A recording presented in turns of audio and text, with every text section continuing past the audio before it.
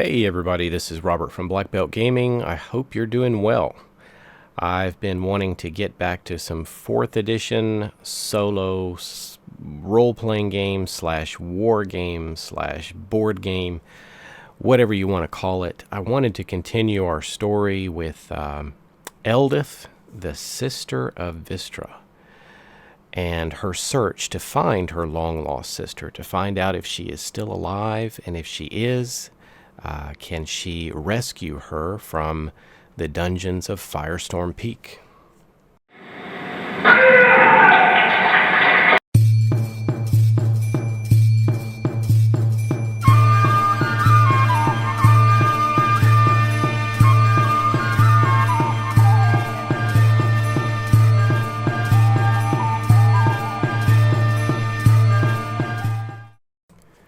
So you may remember the story. We started playing Vistra here. I think it was one of the first playthroughs on my channel, strictly playing the board game Wrath of Ashardalon. We played the first adventure, and she didn't make it out. She fell into the caverns of Firestorm Peak and was overcome by enemies. So once I started to do some solo 4th edition play, we kind of picked up the Essentials line, which is sort of a revised 4th edition version, and we played Eldith, a first-level slayer who attempted to go back where her sister supposedly disappeared. She was traveling with a companion character. They ended up sort of trapped in a similar circumstance, but were able to successfully battle through the kobold guards and get out alive. And so Eldith is now returning with the help of a new companion today to hopefully track down her sister. Rules-wise, we're going to be going pre-Essentials D&D 1st edition for our characters and some other things. We might be using some information from the Rules Compendium and from the Monster Vault, which are our Essentials books. But a lot of the stuff we're going to be using is going to come from the Player's Handbook as it originally came out. And we're going to be pulling some information from the Dungeon Master's Guide too. So I'll be explaining that as we go along and making some other interesting adjustments to see how those play in our version today. So Eldith has been remade from a 1st-level slayer into a 5th-level fighter.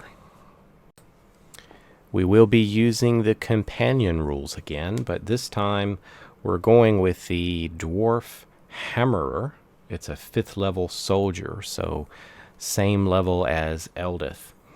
Also another dwarf, but we're going to call him Rogar because there's a story in the game booklet about Rogar's missing gear pack, and I'm imagining Rogar here as a dwarf that was exploring Firestorm Peak, and he was mapping out the different passageways, taking note of the different patrols. And he is the one who has some knowledge that Eldith seeks. He's the one that might be able to find her, help her find her sister. So what we're going to do is go with Adventure 8 today. It's called Free the Captives. The Duergar clans, these are kind of an evil race of dwarves that live in the mountain and serve Ashardalon, that great red dragon. The Duergar clans have taken many captives from the lands around the village of Longbridge, using them to work the mines beneath Firestorm Peak. Our mission is to find the Duergar prison and free the captives. Could Vistra be there? We'll find out. So we're going to be starting here on our start tile, combining the board game components here with our role-playing game and sort of playing things out, even a bit wargamey. So like I said, it's a mix of several different ways to play this game. So there's Eldith and her companion, They're not holding the right weapons, by the way. It's actually Eldith who has the great axe, and it's the dwarf companion that is wielding hammers. So, pulling from the Warhammer game, I have this track. And what we're going to do is set up a skill challenge again. And this is our search for the Duergar camp. So we need approximately 8 successes before 3 failures. And what I'm imagining is this is going to be the search process, trying to get to the Duergar camp. Failures along the way, I'm going to be using encounter cards from the board game. And it could be a little minor setback, or it could be a lower level encounter of some kind. However, if we fail the skill challenge, it doesn't mean that we don't find the camp. It just means that the encounter, sort of the main focus of this adventure, is going to be a difficult encounter. So something else will be there that will not be there if we get there successfully. So it's just going to adjust the difficulty of that final encounter. So instead of using the revised DC's difficulty class set by essentials, we're going to go a bit more old school with the Dungeon Master's Guide 2 guidelines for difficulty checks.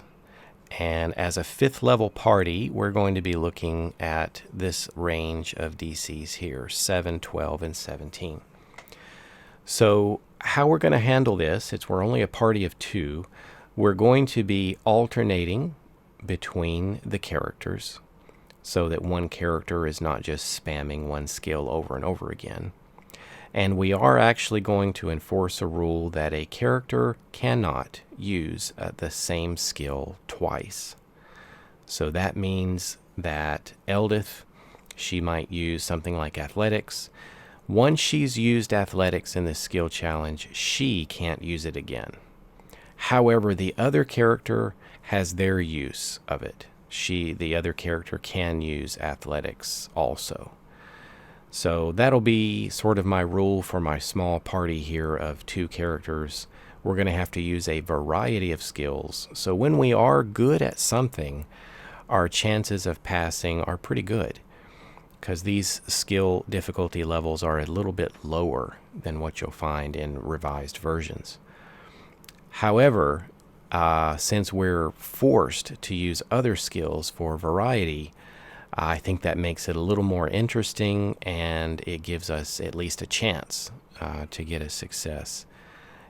Because whether you're trained or something and not can be 5 points different, and it can be a pretty significant difference. So especially if you're using something that you don't have as sort of a primary attribute and you're not skilled, your levels there are going to be pretty low. So this kind of encourages some more variety in skill use. So that's what we're going to do today. Just a last note, I used my copy of the Character Builder to recreate Eldith as a 5th level fighter. We've arranged her stats and other abilities very close to what she was as a Slayer in the Essentials version. But we're using Player's Handbook 1 heavily to get a lot of these abilities. Magic items. Magic items are quite essential for the right balance of things in 4th edition. So what we've done is we've followed the Dungeon Master's Guide 1 for those guidelines, and we've given her a magical item of her level, 1 below her level, and 1 above her level. So she's got this Vengeful Great Axe, Magic Scale Armor, I think this is the one above her level, and a Collar of Recovery. And I'm trying to remember what that did. It's got to be down here. Let's see. Gain extra hit points equal to the enhancement bonus when you spend a healing surge. So I think she'll get +1 on her healing surge when she uses this. So I was just double checking the math here. The healing surge value is correct at 14. So due to that magical item that she's wearing, that's going to be boosted to a 15. Well, there are some other adjustments we're going to make for the game to have a good time, but let's get things started. Let's start our adventure and begin our skill challenge. Well, we're going to say that Rogar had discovered a secret door in his previous expeditions. And using this secret door, he and Eldith come into sort of the side of the mountain. And this area is not heavily patrolled, although the patrolled areas are nearby. So what we're going to do is start with sort of finding their way through this dark area. So we're going to start with a perception check. Our companion character is leading the way. And so what he's going to do is make a perception check. He has a skill of +4, so it's not so great. Remember, we're trying to beat a target level of around 12 as a moderate, and maybe there'll be times where something might be easy and something might be hard. So making a simple perception check here, I think, is actually more on the easier side because they do have low light vision. So I think what I'll do is make this a difficulty of 7. So he's got a really good chance at this. And he rolled a 4. +4 is 8. So just good enough to get our first success with an easy DC. All right, well, perception is used by the dwarf. And that was simply just to find our way into the hallways with the flickering torchlight. So let's imagine we traveled just a little bit and found our ways to sort of the main set of caverns. So we've sort of come out of this side area, and our two adventurers continue their search. I think it would now be appropriate to sort of get a sense of direction and discuss things with Rogar and maybe make a dungeoneering check. I do have a habit of sometimes calling Eldith Vistra because Vistra's card is right there on the paper, and that name rolls off my tongue a little easier. But remember, this is Eldith, the sister of Vistra, and she will attempt a dungeoneering check. Her dungeoneering is only a 5. And we're going to go with the normal level of difficulty of 12. Can she pass? She rolls a 19. They're on the right path. All right, we'll sort of keep this close to us. Let's imagine that she determines that heading down to the left is probably the right way to go. So that's another success for us. Well, as our characters round the corner and head towards the more patrolled parts and the more established parts of the dungeons of Firestorm Peak, they start to feel the heat. It starts to get hot. And what we'll need to make here is some kind of endurance check. Rogar will need to make his endurance check first. At a difficulty class, I think we're going to go with a hard here because both of these characters are very heavily armored. And it's really, really hot. So unless they want to take off some of that equipment, it's pretty uncomfortable here. So with a 3 plus 5, he gets an 8. He's got a failure. We're going to have this failure affect both of our characters. So what we're going to do is take some inspiration from the board game. One of the encounter cards is Unbearable Heat. Characters would lose a point of damage, but remember in the board game, hit points are really low. So instead, we're going to do some limited damage here. Perhaps this secret door was from a lesser patrolled area because it was so hot and uncomfortable around here. So that's what they're needing to go through. So let's go with some limited low damage, since this isn't a main encounter or anything like that. We need to do 3d6 plus 4 damage to our characters. So I've got the 3d6. Let's see what we get. Both of the characters will suffer 5, 6, 7, 8, 9, 10, 11, 12. 12 points of damage apiece. Alright, it is hot and uncomfortable.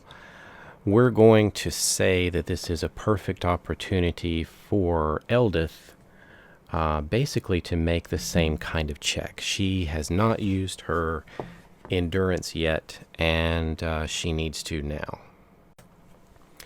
Again, due to the heavy armor and equipment, we're going with the higher DC. So 17. She's trained and quite good at endurance. Her endurance is 11. So plus 11 to her roll of 12. That will be higher than the DC. So she gets a success for the party. So we're going to say that they've made it out of that section, and they have a moment to sort of adjust their gear, wipe the sweat off their brow, and they have a little downtime for a moment. It's quiet, and if they want to spend some healing surges, they can.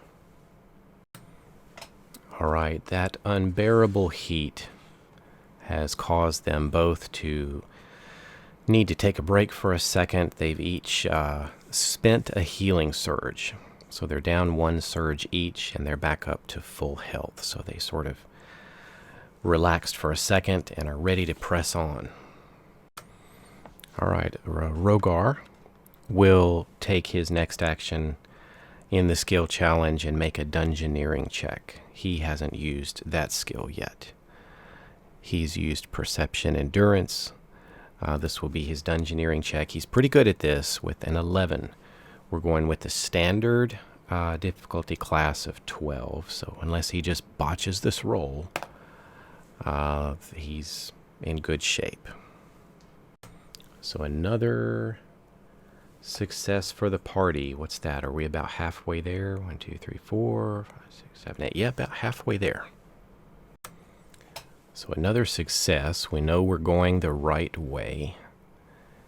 And let's see what happens next. Well, Eldith has used dungeoneering and endurance. So probably heading into the areas where there are some patrols, we may need to start making some stealth checks, and that's not something we're especially good at. We've got a 5 in stealth, and we're going to need to beat the regular levels of difficulty here, which are 12. So let me think about this, though. Let me make sure that we don't have any penalties. All right, so I just checked. We don't have a penalty to this roll due to the scale armor. We do get slowed down by the armor, but not a penalty to this check. So rolling skill level of 5 and difficulty of 12. 8, 9, 10, 11, 12, 13. That's good enough, just barely, to pass and bring us up 1 more point. There we go. Another success. We're successfully avoiding the patrols and moving quietly. All right, our party manages to remain hidden and needs to continue pressing forward. I think we're going to need to make Rogar make a similar check. They're trying to be quiet and not attract the attention of any patrols. He makes the roll and gets a 3. Don't think this is going to be good. Yeah, we'll just say that that's how he got into trouble last time when he was attempting to navigate through this area and ended up encountering an orc patrol, which caused him to lose his gear pack before. He makes a little bit too much noise, and he certainly did this time in his heavy armor. So we're going to go with a second failure. So for our encounter, we're going to go with a wandering monster. All right, I have a mixture of cards here, monster cards from the board game, all thematic to this particular dungeon. What am I going to draw? I don't know. I'm not sure what we might pull out of here. We've shuffled. We're just going to take the top card and base an encounter off of what we see. We've got a human cultists. So these are cultists that worship and work for Ashardalon, the great red dragon. Well, let's go through making up an encounter. That's one of the great things about 4th edition. It's very easy on the GM. Great guidelines for making encounters. This is assuming you've got 4 characters in a party, 4, 5, and 6. We only have 2. So we're going to go more with just the straight values from over here. And our level is 5, and a standard monster is 200 experience points. So we're looking at needing an encounter that is 400 experience points approximately. So there's a little bit of a glare, but let's take a look at this encounter level. Let's make this an easier encounter since it's part of the skill challenge. And this is one that is going to be 1 or 2 levels lower than the party's level. So we can lower our budget here. So instead of a level 5 encounter, why don't we lower this down to like a level 3 encounter? So we'll go for 150 experience points per character. That's good for level 3s. We're going to double that because there's 2 of us. So we're needing to make something approximately around 300 experience points. Well, this looks interesting in the human section of the first monster manual. We have a human mage. That sort of sounds like a robed figure. Budget here is 175, and we may want to re-theme lightning damage, maybe change it into some sort of fire damage instead to sort of fit with worshipping of the red dragon. The thunder burst can remain, sort of the thundering voice of a mighty red dragon, a mighty roar. We can keep that one. So let's pick a human mage and let's put somebody else with him. How about some good old human rabble? Level 2 minions.